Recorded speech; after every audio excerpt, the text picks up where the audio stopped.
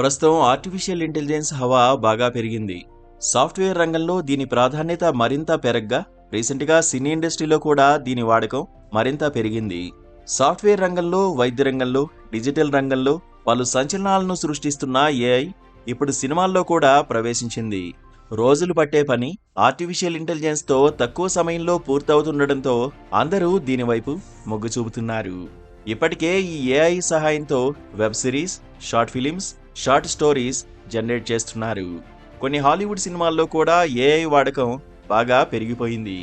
రానున్న రోజుల్లో ఏఐ వాడకం ఇండియన్ సినిమాపై కూడా మరింత ప్రభావితం చేస్తుంది అనడంలో ఎలాంటి సందేహం లేదు. మరి దీనివల్ల ఇండస్ట్రీకి ప్లస్సా మైనసా?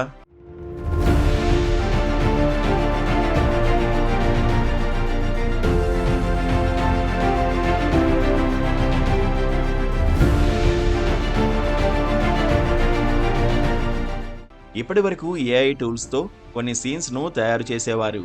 కానీ తాజాగా ఏకంగా మహాభారతం లాంటి మహాకావ్యాన్ని సినిమా రూపంలో తెరకెక్కించి అందరికీ షాక్ ఇచ్చారు. ఇప్పటికే దీనికి సంబంధించిన ట్రైలర్ విజువల్స్ సోషల్ మీడియాలో ట్రెండింగ్గా మారాయి. గతంలో లెజెండరీ డైరెక్టర్ సింగీతం శ్రీనివాసరావు టెక్నాలజీకి తగ్గట్లుగా అప్డేట్ అయ్యేవారు. అటు గ్రాఫిక్స్ విషయంలో, టెక్నాలజీ విషయంలో ఎప్పటికప్పుడు అప్డేట్ అవుతూ మిగతా దర్శకులకు మంచి పోటీ ఇచ్చేవారు. ఇప్పుడు ఈ ట్రెండ్ను మన స్టార్ దర్శకులతో పాటు హీరోలు కూడా ఫాలో అవుతున్నారు.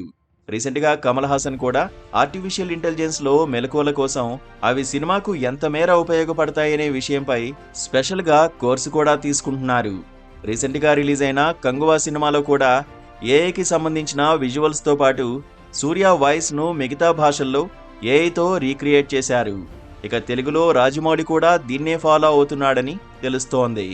సూపర్ స్టార్ మహేష్ బాబుతో తాను తీయబోయే సినిమా గురించి దాదాపు 10 సంవత్సరాల కాలంగా స్పెషల్ ఫోకస్ పెట్టాడు. ఇప్పటికే ప్రీ ప్రొడక్షన్ పనులతో బిజీగా ఉన్న రాజమౌళి లొకేషన్స్ కోసం వేట మొదలుపెట్టాడు.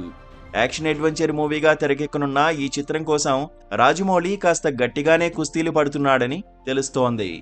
ఏఐకి సంబంధించిన హాలీవుడ్లో జరుగుతున్న వర్క్షాప్స్లో కూడా వరుసగా అటెండ్ అవుతున్నాడు. దీనివల్ల సినిమా బడ్జెట్తో పాటు సమయం కూడా ఆదా అవుతుండటంతో దీనివైపు ఎక్కువ కాన్సంట్రేషన్ చేస్తున్నాడు.